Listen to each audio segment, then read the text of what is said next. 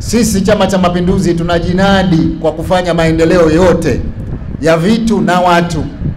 Kwenye upande wa maendeleo ya vitu tumefanya kwenye huduma za jamii.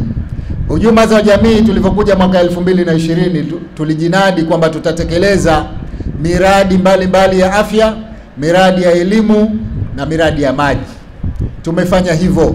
Nyinyi ni mashahidi, skuli zimejengwa kila upande katika nchi yetu. Skuli za kisasa za ghorofa na zile za zamani tumezikarabati na tunaendelea. Kama kuna watu wanadhani labda tumemaliza, hatujamaliza, ndo kwanza tunaanza. Tunataka tuendelee kujenga maskuli haya ya ghorofa kila pahali. Vijana wetu wanaofaulu form 4 na form 6 sasa hivi wameongezeka mno. Wa form 6 karibu wote wanakwenda vyuo vikuu, wote. Hii ni hatua kubwa. Ni hatua kubwa katika nchi yetu, na kama tutaendelea kuwa tuna amani tuliyokuwa nayo, kama mtaendelea kukichagua Chama cha Mapinduzi, sina shaka miaka 5 ijayo tutafanya makubwa zaidi ya haya tuliyoyafanya. Tumejenga hospitali za wilaya karibu wilaya zote.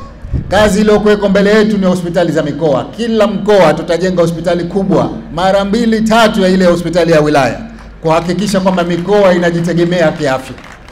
Lakini kwenye shehia na kwenye maeneo kama haya tunatambua uhitaji wa vituo vya afya vile vidogo vidogo.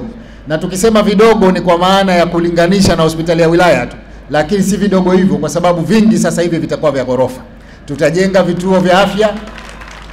Mmoja katika wazungumzaji hapa alisema kuna kituo cha afya mnachopata huduma cha binafsi sasa hivi mnalipa kidogo kichukuliwe na serikali.